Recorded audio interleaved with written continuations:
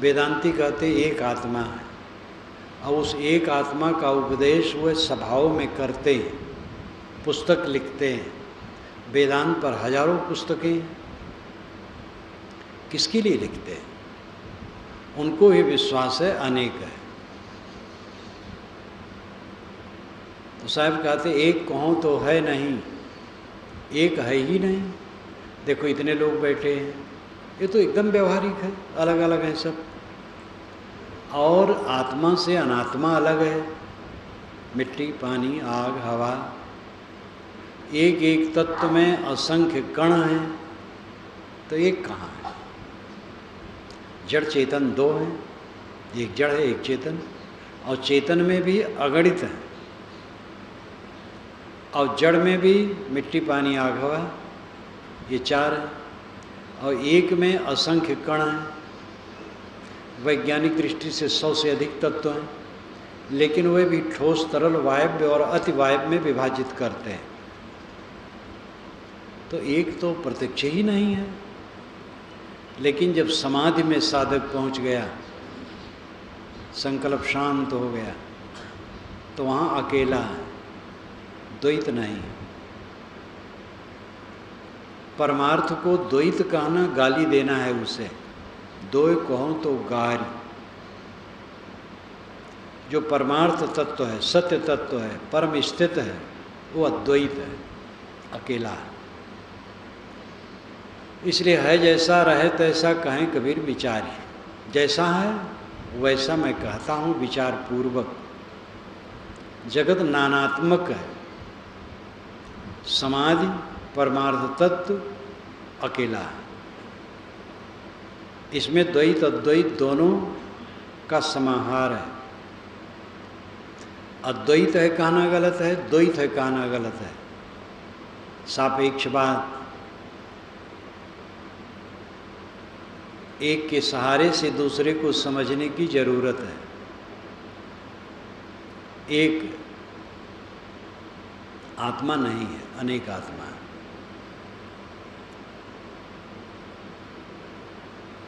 गुणात्मक एकता है।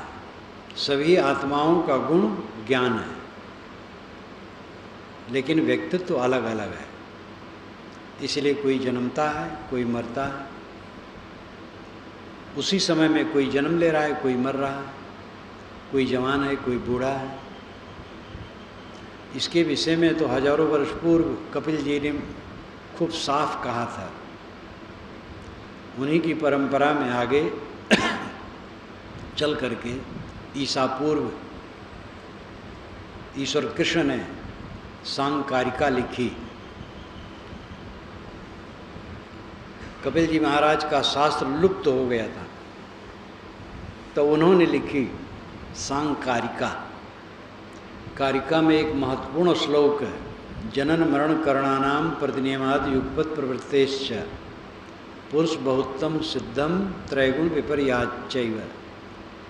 जनन मरण करणानाम प्रतिनियमाद अयुगपत प्रवृत्तेश्च त्रैगुण विपर्याश्चैव तस्मात् पुरुष बहुत्तम सिद्धम।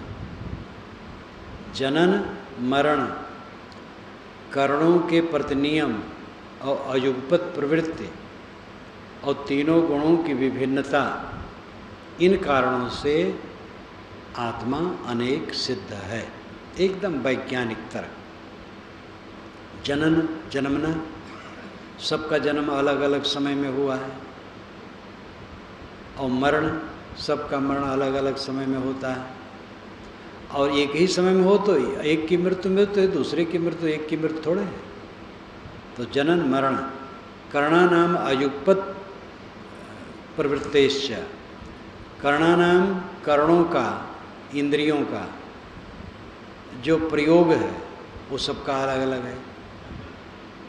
जनन मरण करणानाम अयुगपत प्रवृत्तेश्च। कर्णों का जो इंद्रियों, कर्ण कहते हैं कारण को, कर्ण कहते हैं जानने की इंद्रियों को। आँख, नाक, जीभ, चाम, ये सब कर्ण हैं, जानने की इंद्रियां। तो इनका व्यवहार सबका अलग अलग है। कोई आँख खोले है तो कोई आँख बंद किए है, कोई दौड़ रहा है तो कोई बैठा है। कर्णों का प्रयोग अलग अलग है। अयुगपत प्रवृत्ति से युगपत प्रवृत्ति नहीं है। एक आदमी वैराग में प्रवृत्त है, दूसरा आदमी राग में प्रवृत्त है। युगपत यानी एक साथ प्रवृत्त, एक समान प्रवृत्त, ऐसा नहीं, अयुगपत है। कोई हिंसा में प्रवृत्त है, कोई दया में प्रवृत्त है, कोई दान कर रहा है, कोई दूसरे को ठग रहा है, तो प्रवृत्तियां सबकी अयुगपत हैं। और त्रैगुण विपर्यास चैव, तीनों गुणों विपर्य है, कोई रजोगुणी, कोई तमोगुणी, कोई सतोगुणी। इसलिए पुरुष बहुतम सिद्धम, आत्माएं बहुत सिद्ध हैं स्वतः। जबान से कोई कहता रहे एक है एक है एक है, एक कहना ही द्वैत का प्रतिपादन है। इस पर मुझे याद आ जाता है, काशी में मैं रहता था तो कंपनी बाग जो पार्क है और झील भी है, वहाँ मैं सुबह शाम घूमा करता था। वेदांत सम्मेलन के नाम से वहाँ एक जगह लोग बैठते थे, जो 10 लोग 15 लोग होते थे, 8 लोग, बूढ़े बूढ़े रिटायरमेंट लोग। और उसमें एक गृहस्थ वेदांती हिंदी में बहुत सुंदर वेदांत कहते थे। उनकी उम्र 50-60 से कम नहीं रही होगी। और जैसे उनका सिद्धांत था, इतना ठोक ठोक के कहते थे। वे कहते थे, अज्ञानी कहता है कालिका मेल आती है बनारस और हावड़ा जाती है। न कालिका है, न कालिका मेल है, न बनारस है, न हावड़ा है। ये सब कुछ है ही नहीं है तीनों काल में, केवल एक ब्रह्म है। एकदम छांटते थे बिल्कुल ब्रह्म ज्ञान। कभी कभी मैं भी बैठ जाता था। एक बार वहाँ से लौट करके आया जब प्रेस में नीचे ऑफिस, तो एक पंडित जी वहाँ अपनी पुस्तक छपाने के लिए रह रहे थे। बड़े अच्छे कवि थे, विद्वान थे, और काफ़ी दिनों रहे, बरसों रहे वहाँ। तो कहे स्वामी जी कहाँ गए थे? तो मैंने कहा वहाँ गया था जहाँ अद्वैत सिद्धांत प्रतिपादित होता है। तो जोर से उठा का मारे, अद्वैत और प्रतिपादन, अद्वैत का प्रतिपादन कौन किसके सामने कर रहा है? मैंने कहा आप तो पारकी भाषा बोल रहे हैं। प्रतिपादन, प्रतिपाद्य, और जिसके सामने प्रतिपादन हो, ये त्रैत हो गया। प्रतिपादन नाम सिद्ध करना। मैं किसी से कुछ कह रहा हूँ तो मैं अलग हुआ, और वो सुनने वाला अलग हुआ, और विषय अलग हुआ, तो एक कहाँ रहा? तो आत्मा अनेक है और वो जड़ तत्वों से अलग है। अद्वैत वेदांत बताता है, जैसा कि लोगों ने मान रखा है कि एक ही ब्रह्म से सारा संसार निकला है और उसी में लीन हो जाता है। और इस भ्रम का मूल कारण है, वेदों में सृष्टि के विषय में कहीं कहीं ऐसा कहा है। लोग पूछते थे ऋषियों से सृष्टि कहाँ से हुई, तो अपने ढंग से कह देते थे। वेद में तो यहाँ तक भी लिखा है अमावस्या ने सृष्टि कर दी, अमावस्या की महिमा में अमावस्या से हो गया, पूर्णमासी से सृष्टि हो गई, यहाँ से सृष्टि हो गई, वहाँ से सृष्टि हो गई। तो ये एक जैसे सूझा उनको कह दिया। एक काव्य है, इसको प्रमाण मान लेने से कि श्रुति वचन, वेद वचन ईश्वर वचन है, या जो उसमें पहुँचे हुए पुरुष उनका वचन है, वो झूठ नहीं हो सकता है। इस कारण से उसको परम प्रमाण मान ले। अब ऐसा गले मढ़ गया, एको हम बहुश्याम प्रजाए, क्योंकि एकाकी न रमते, ब्रह्म को अकेले में आनंद नहीं आया, एकाकी न रमते, इसलिए एको हम बहुश्याम प्रजाए, एक मैं बहुत हो जाऊं प्रजा रूप में, ऐसा वो सोचा और बहुत हो गया, तो अद्वैत तो नहीं रहा। और जब ब्रह्म अखंड है तो वो बहुत कैसे हो जाएगा टूट करके? और उसको अकेले में आनंद नहीं आया क्यों? ये तो संसारी बात हो गई। कोई आदमी दुनियादार है, मन उसका बेचैन है, अकेले बैठा है, बोर हो रहा है, तो कुछ तमाशा करने लगा, खेल तमाशा करने लगा, ताश खेलने लगा और कुछ करने लगा। जो तृप्त काम है वो घबराएगा क्यों? तो मूल विचार ही कमजोर है।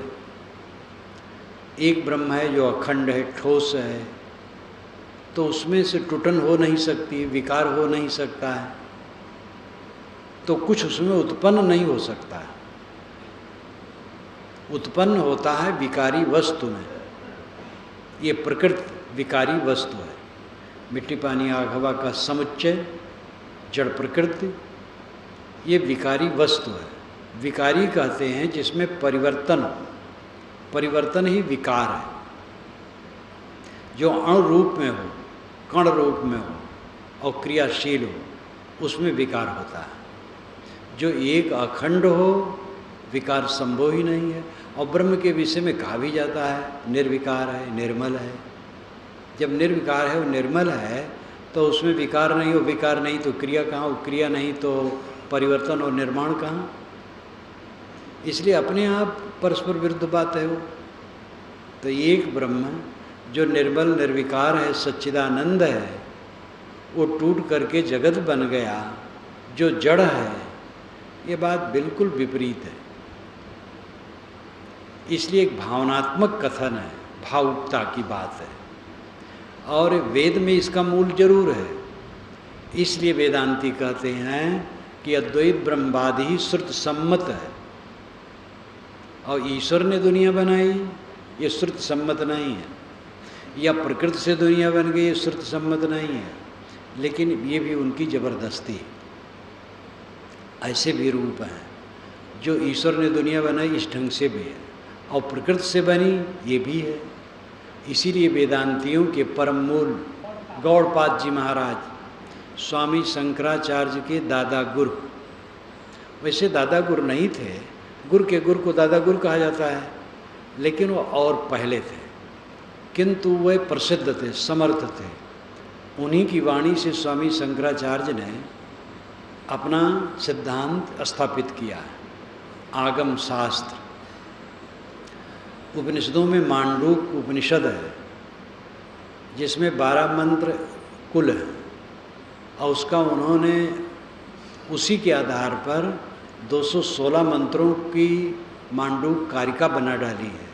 और मांडूक कारिका की भाषा बड़ी प्रांजल है, बड़ी मनोहर है, और उनकी स्थापना भी अद्भुत है। बौद्धों के विचारों से भी प्रभावित है। कई बातें बड़ी प्रांजल और जो उलझी हुई है वो भी कथन इतनी बढ़िया शैली है कि मनमोह हो जाता है। उसी से प्रभावित होकर के शंकराचार्य जी ने अपना सिद्धांत रखा।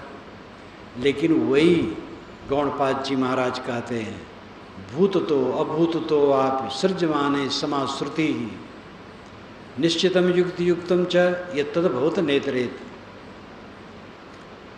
श्रुतियाँ ये भी कहती हैं कि भूत जड़ तत्वों से सृष्टि बनी, और ये भी कहती है अभूत से बनी, यानी ब्रह्म से बनी।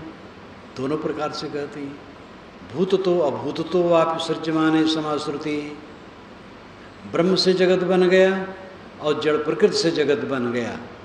वेदों में दोनों ढंग से कहा गया है। निश्चितम युक्ति युक्तम च, जो निश्चित है और युक्ति युक्त है, ये तो तद भवति, वैसे होता है। नेतरे, न कि इतर ढंग से, दूसरे ढंग से। तो यहाँ एकदम पारखी भाषा बोल रहे हैं। श्रुतियों में ये भी कहा गया है कि ब्रह्म जगत बन गया, और ये भी कहा गया है कि प्रकृति से जगत बना। अब विचार करो, जो निश्चित है, युक्ति युक्त है, वो माना जाएगा। तो ये ढिढोरा पीटना कि ब्रह्म से जगत निकला, यही श्रुत सम्मत है, उचित नहीं है। श्रुति तो इतना विशाल है, वेद इतने विशाल हैं, वो सभी सूत्र मिलते हैं। एक तार्किक विचार, को ददर्श प्रथमम जायमानम अस्तनवंतम यदनस्था विवर्ति। को ददर्श, किसने देखा, प्रथमम जायमानम, पहले पहले उत्पन्न होते, अस्तनवंतम यद अनस्था विवर्त, जो अनस्था है, हड्डी रहित है, वह अस्थनवंतम बिभर्ति, अस्थनवंत को, हड्डी वाली को बिभर्ति अपने में धारण करके निरंतर गतिशील है। मतलब है हड्डी वाली गैर हड्डी वाली, प्रकृति गैर हड्डी वाली है और जगत हड्डी वाला है। प्रकृति सूक्ष्म है, पार्थिव नहीं है, कणों का प्रवाह, और जगत स्थूल है, मिट्टी है, पत्थर है, पेड़ है, पौधे हैं, इतना बड़ा भूमंडल है, चाँद सितारे हैं, ये पार्थिव है, स्थूल है। लेकिन इनको धारण कौन किए हैं? सूक्ष्म प्रकृति। उस सूक्ष्म प्रकृति को उत्पन्न होते किसने देखा? ये बहुत बड़ी बात है। को ददर्श प्रथमम जायमानम स्तनवंतम यदनस्ता विवर्त। जो सूक्ष्म जड़ प्रकृति सारे संसार को लेकर के निरंतर गतिमान है, उसको उत्पन्न होते किसने देखा है? भूम्या असृगात्मा क्वचित को विद्वान उपगात पृष्ठमेतत्। भूम्या असुर सृगात्मा क्वचित, भूमि असु असृग आत्मा क्वचित। भूमि नाम पृथ्वी, पृथ्वी से अर्थ है प्रकृति, अस का अर्थ है प्राण, असृग का अर्थ है रक्त। भूमि असु असृग, पृथ्वी प्राण और रक्त। पृथ्वी से प्राण रक्त बन गए, ये समझ में आता है। यहाँ सांकेतिक भाषा है। पृथ्वी नाम जड़ प्रकृति, जड़ प्रकृति से प्राणवायु सूक्ष्म शरीर बन गया और रक्त स्थूल शरीर बन गया। ये तो बात समझ में आती है कि जड़ प्रकृति से ही स्थूल और सूक्ष्म शरीर बनेगा। आत्मा क्वासित, आत्मा कहाँ से आ गया? आत्मा तो जड़ से नहीं हो सकता। को विद्वान मुपगात पृष्ठमेतत्, को कह विद्वानम उपगात पृष्ठुम एतत्। इतनी बात पूछने के लिए विद्वान के पास कौन जाता है? इतनी बढ़िया बात कही गई है। सूक्ष्म जड़ प्रकृति अनंत विश्व ब्रह्मांड को लेकर के गतिशील है। उस सूक्ष्म प्रकृति को उत्पन्न होते किसने देखा है? स्थूल सूक्ष्म शरीर जड़ प्रकृति से बन सकते हैं, लेकिन आत्मा नहीं बन सकता है। उस आत्मा के विषय में जिज्ञासा करने के लिए कौन ज्ञानियों के पास जाता है? जैसे आज कम लोग जिज्ञास हैं, वैसे पहले भी कम थे। यहाँ पर ऋषि कोई सिद्धांत स्थिर नहीं करता, पारखी की तरह तर्क देता है। इसका मतलब है प्रकृति नित्य है, प्रकृति से जगत भी नित्य है, और स्थूल सूक्ष्म शरीर प्रकृति जड़ प्रकृति से बनते हैं, लेकिन आत्मा उससे नहीं बनता। इसलिए आत्मा के विषय में जिज्ञासुओं को ज्ञानियों से पूछना चाहिए। ये इसका भावार्थ है। तो श्रुति बहुत विशाल है और श्रुतियों को लेकर के खींचतान लोग करते हैं कि बस यही श्रुति है, यही श्रुति है। श्रुति बहुत है, वेद वचन बहुत हैं, सब प्रकार की बातें आ गई हैं। उसमें सैकड़ों ऋषि हैं, हजारों वर्षों में बने हैं वेद के मंत्र। तो वैदिक मत कह करके कोई भी अपनी स्थापना कर सकता, पारक सिद्धांत भी कर सकता है, क्योंकि ऐसी तरक की बातें हैं। लेकिन पारक सिद्धांत को इसकी ज़रूरत नहीं है। वो तो सत्य कहता है और जिसका सत्य है वो अपना है, और जो सत्य नहीं वो अपना नहीं है। उसमें वेद आदरणीय है, कुरान बाइबिल आदरणीय है, दुनिया की सारी सत्ता आदरणीय है। वेद तो श्रद्धा की दृष्टि से, आदर की दृष्टि से अधिक होने चाहिए, क्योंकि धरती तल पर सबसे पुराना ग्रंथ यही है। जिंदा वेस्ता के विषय मुझे जिज्ञासा थी, मूल तो नहीं पढ़ सकता फारसी, लेकिन इंग्लिश में अनुवाद मैंने अभी देखा नेशनल लाइब्रेरी कलकत्ता में, अच्छा है। लेकिन वेद के सामने तो उस जमाने का और उस जमाने के पूर्व तो बना ही नहीं है। वेद के पहले तो धरती तल पर कोई पुस्तकें नहीं रही। ये बात मैक्स मूलर ने भी स्वीकारा है। और वेद के काल में भी वैसा नहीं रहा, वेद के बाद भी उतना प्रांजल नहीं रहा। तो वेद प्राचीनतम हैं, बहुव्यापी हैं, इस दृष्टि से आदर श्रद्धा सबको होना चाहिए। ये तो मैक्स मुलर ने कहा कि ये पुरानी बाइबिल के भी पहले वेद न कि आर्यों की चीज़ है किंतु पूरे संसार की चीज़ है। ये मैक्स मुलर कहते जो ईसाई थे। तो ये कोई यही नहीं कि हम लोग हिंदुस्तानी हैं या हम लोग हिंदू परिवार में जन्मे इसलिए वेद को श्रेय दें, किंतु वेद प्राचीनतम है और उनमें कर्मकांड बहुत है, फिर भी गहन गंभीर विचार और निर्छीर निर्णय के विचार भी जगह जगह हैं। तो ये कठोज्जति है कि वेदांत ही केवल वेद का पथ है। वस्तुतः सत्य क्या है, खाली वेद को लेकर के कठोज्जति नहीं करना चाहिए। सत्य क्या है, सत्य का मंथन द्वारा प्रतिष्ठापन होना चाहिए। जड़ अलग है, चेतन अलग है। जड़ से चेतन नहीं बन सकता है, चेतन से जड़ नहीं बन सकता है। ये वैज्ञानिकों का भी ये विचार है। दो वैज्ञानिकों से मेरा संपर्क पड़ा, दोनों से जब मैंने पूछा कि जड़ से चेतन बन सकता है, कहे नहीं बन सकता है। मैंने कहा oxygen, hydrogen, nitrogen, phosphorus, radium इत्यादि में चेतना है, कहे नहीं है। तो हम कहे तो उससे चेतना कैसे बनेगा, कहे नहीं बनेगा। तो हम कहे जो चेतना है उसकी व्याख्या आप क्या करते हैं, कहे हम व्याख्या नहीं कर पाते हैं। तो मैंने कहा सणसे से आप आत्मा को पकड़ना चाहते हैं, तो हंसने लगे। और दोनों की आवाज़ थी जब काफ़ी बातचीत हुई कि हम लोगों को चाहिए आप जैसे लोगों के पास कुछ दिन आके रहें। आत्मा खास चीज़ है, वो जड़ नहीं है, चेतन है। जड़ का उपयोग किस लिए है, आत्मा के लिए। आप न होते चाँद सूरज किस काम का, ये पूरा संसार किस काम का, आपके लिए सब है। अब अपने आप ही को नहीं समझते हैं, कितनी भूल है। जीव अंशा अंशी नहीं है, ये टुकड़ा नहीं है। ना जायते मृत्यु व विपश्चित नायम कुतश्चित न बभू कश्चित अजो नित्य शास्त्रों पुराणों न हनिते अन्य माने शरीर है। ये उपनिषद का वचन है। यहीं से थोड़ा सा पाठांतर करके गीता में लिया गया है।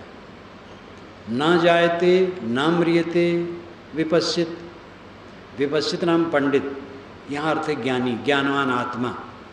ज्ञानवान आत्मा न जायते न जन्मता है, न मृते न मरता है। न जायते न म्रियते, न जायते न मृते विपश्चित, नायम कुतश्चित न बभू कश्चित, न अयम कुतश्चित न बभू कश्चित। अयम यह आत्मा, कुतश्चित किसी से, कश्चित न बभू नहीं पैदा होता है। कुतश्चित, कश्चित और न बभू, ये तीन पद बड़े मार्मिक हैं। कुतश्चित किसी से, कश्चित कोई, न बभू नहीं पैदा होता है। ये वैज्ञानिक तथ्य। एक द्रव्य दूसरे द्रव्य से पैदा नहीं होता है। द्रव्य स्वतः अनादि है, आत्मा भी स्वतः अनादि। परमात्मा से आत्मा पैदा हो गया, बिल्कुल गलत है। नायम कुतश्चित न बभू कश्चित, किसी से कोई नहीं पैदा होता है, जो है सो है। ये तर्कपूर्ण है, पारक सिद्धांत के अनुसार है, युक्त है। भावनात्मक कथन अलग है। भावनात्मक कथन में सारी गड़बड़ियाँ आती हैं, भावुक हो करके कहना। भावना को थोड़ा सा स्थान है।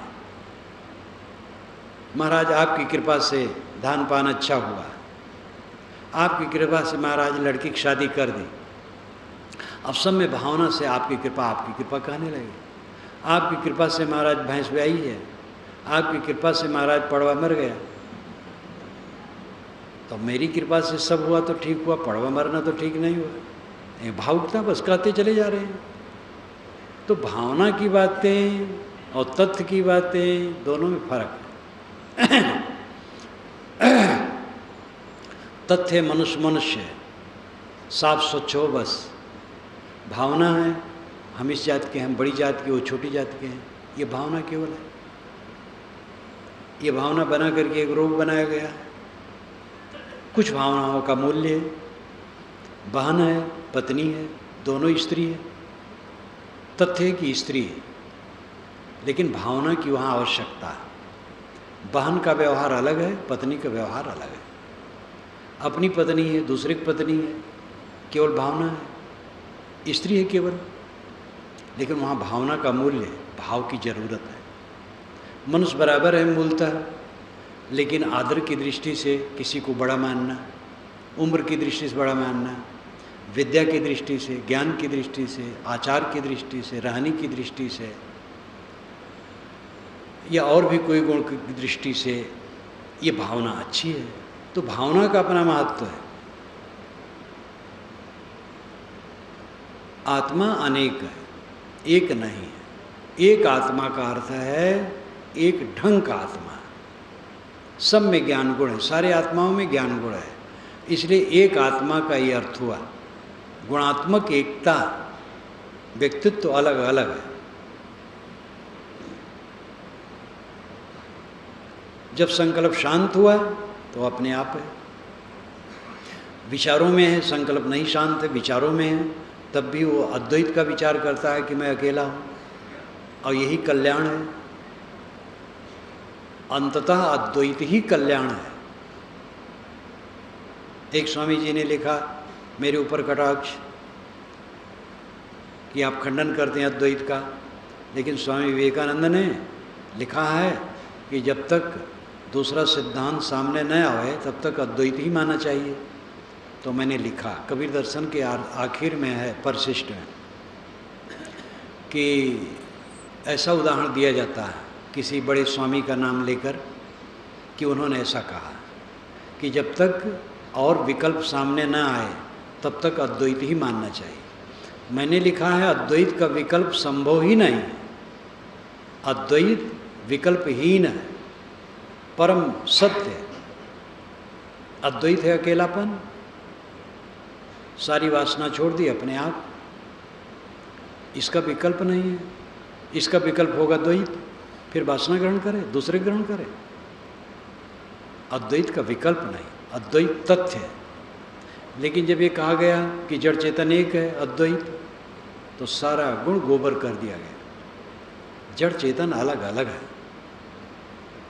जड़ चेतन एक नहीं है। जड़ अलग है, चेतन अलग है। चेतन दृष्टा है, जड़ दृश्य है। चेतन भोक्ता है शरीर संबंध में, और जड़ भोग्य है।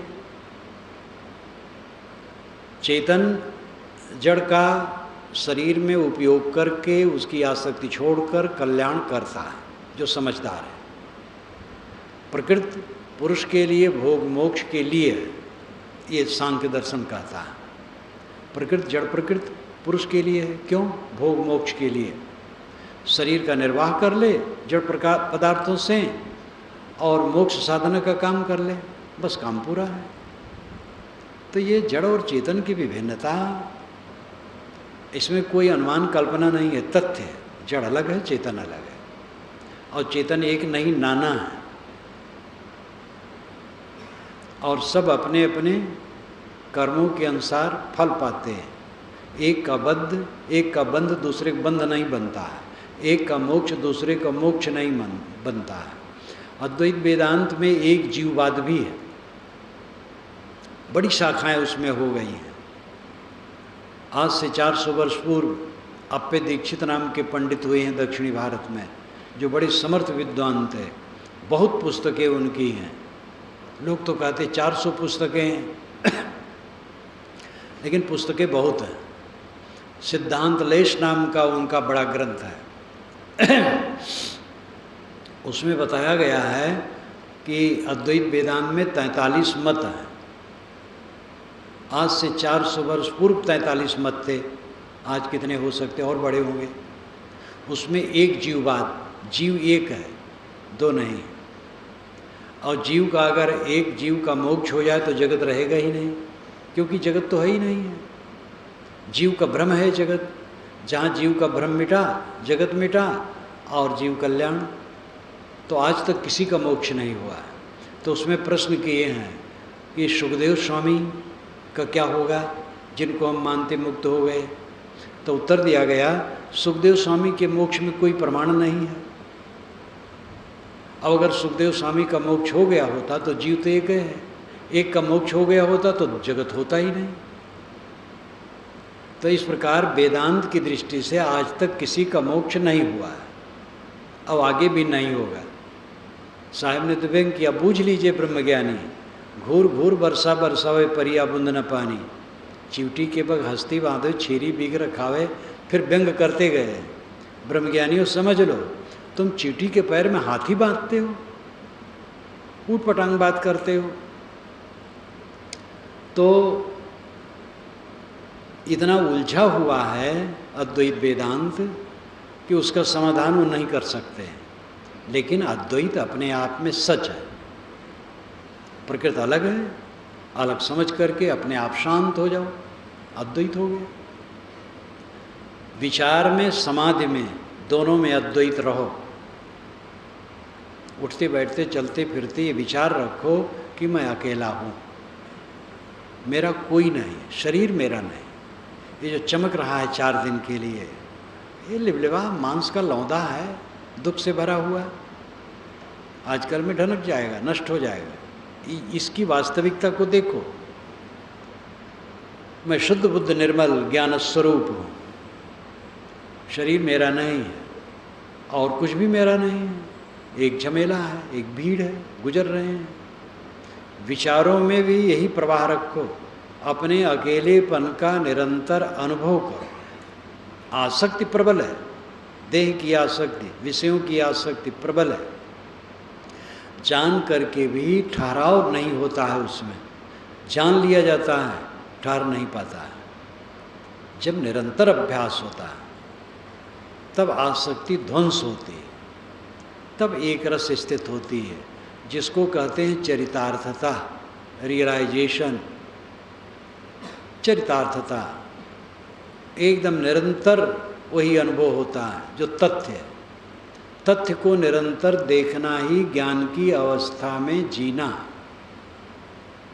अब ऐसा व्यक्ति कभी भटकने वाला नहीं है, सब कूड़ा कचड़ा है, सब कूड़ा कचड़ा है। मैं शुद्ध बुद्ध निर्मल हूँ। जो मालटाल दिखाई देता, कहीं कुछ मालटाल नहीं, भ्रम है, केवल सुखाभास है, भ्रांति है, उपयोग है। उपयोग को कोई रोक नहीं सकता है, उपयोग है।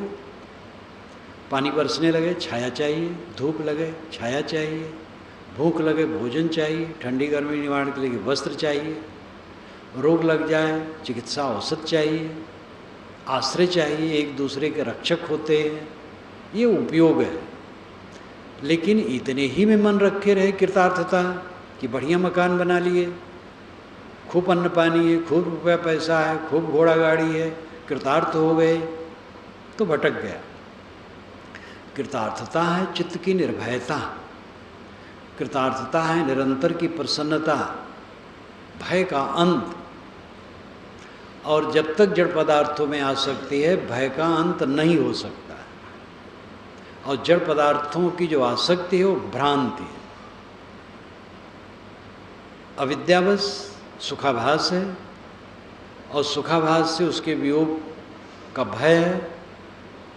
और ये प्रबल साधना द्वारा मिटाए बिना कोई इस उच्च स्थिति में जी नहीं सकता है। मेहनत करना पड़ेगा, मेहनत करो, ये सहज है, पड़ेगा क्या, तो आनंद है।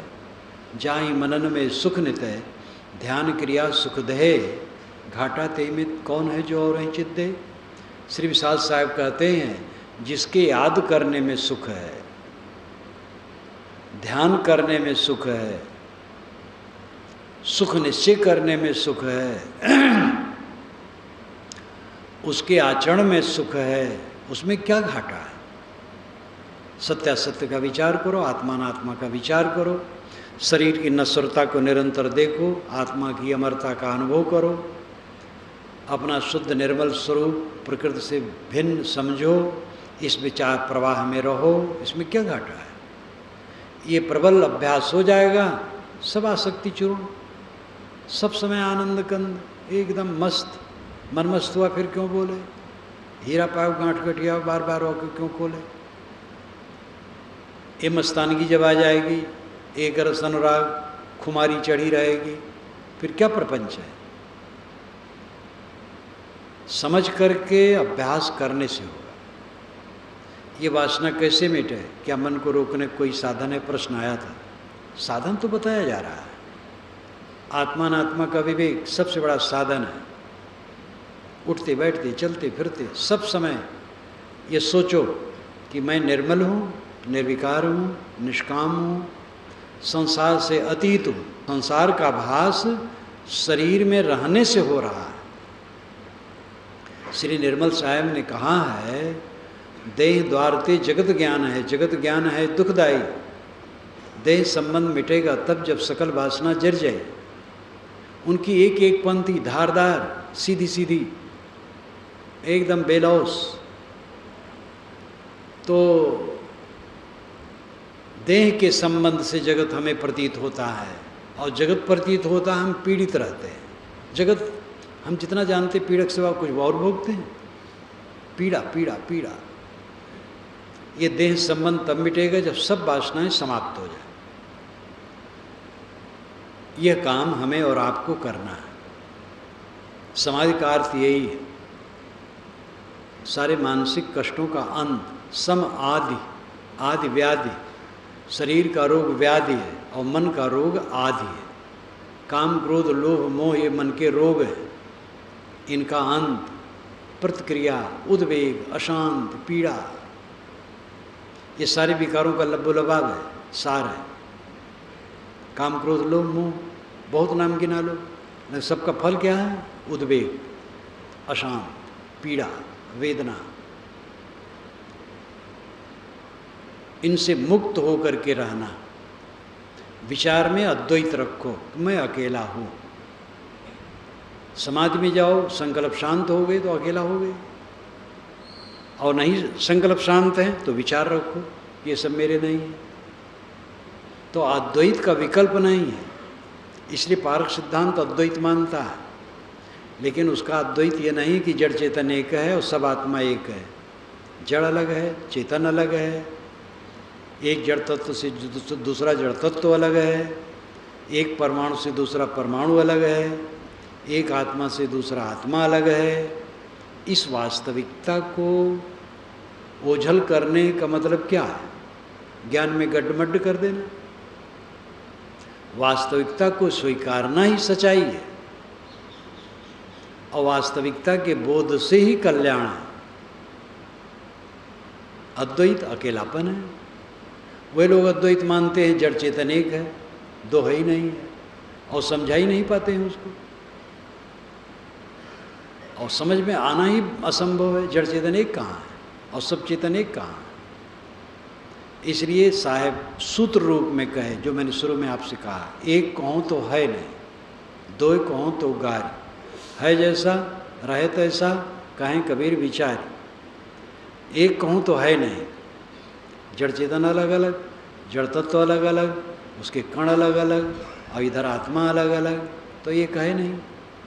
और जब विचार में आया, संकल्प शांत हुआ, अकेला रह गया, तो वहाँ द्वैत कहाँ है? समाधि में पहुँचा, अकेला रह गया। उसमें द्वैत कहना उसको गाली देना है। इसलिए है जैसा रहे तैसा। कितना बढ़िया निर्णय है। कोई श्रुत वचन नहीं, कोई दुहाई नहीं कबीर साहब की। है जैसा रहे तैसा, जैसा है वैसा रहो। शब्दों की कटाकट क्यों करते हो? श्रुत में ये लिखा वो लिखा। श्रुत में तो विरोधी बातें लिखी हुई है। स्वामी शंकराचार्य ने स्वयं अपने उपनिषद के भाष्य में स्वीकारा।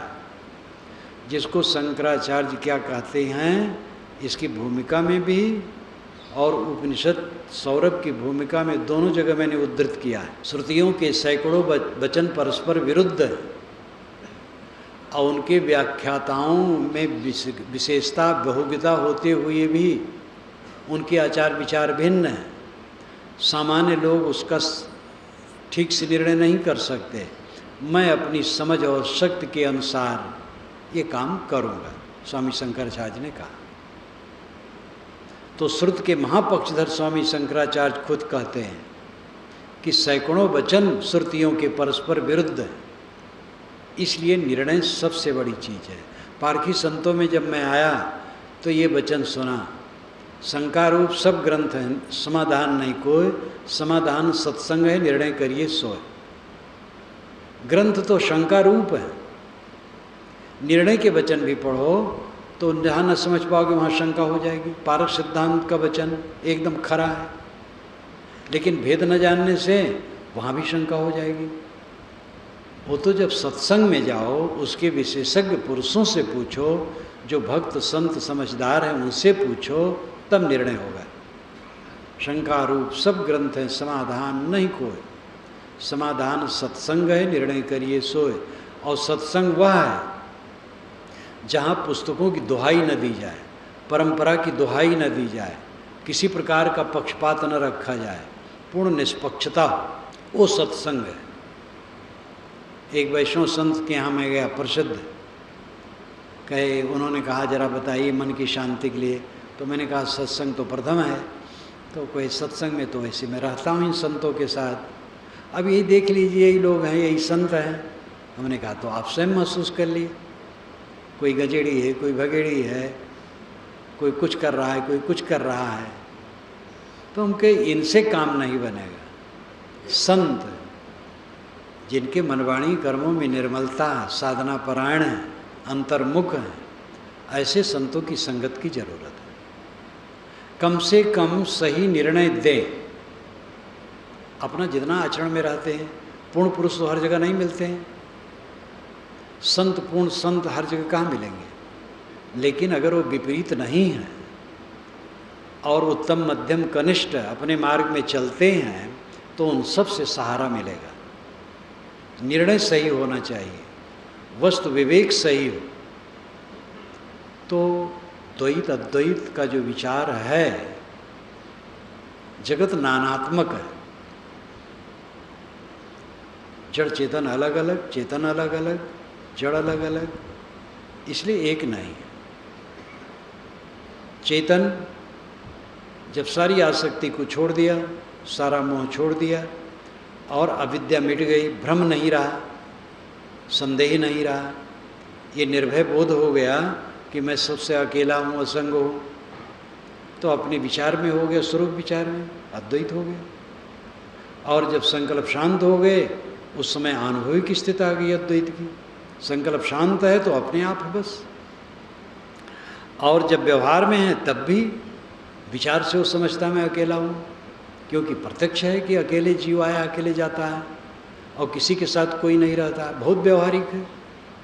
तो अद्वैत का विवेक तो एकदम व्यवहारिक है, और द्वैत का विवेक भी व्यवहारिक है, कुछ ओझल नहीं है, बस निष्पक्षता की जरूरत है। पारक सिद्धांत के ग्रंथों का मनन चिंतन करने वाला इसको सहज समझ जाता है, इसको समझें और किसी प्रकार के भ्रांति में न पड़े।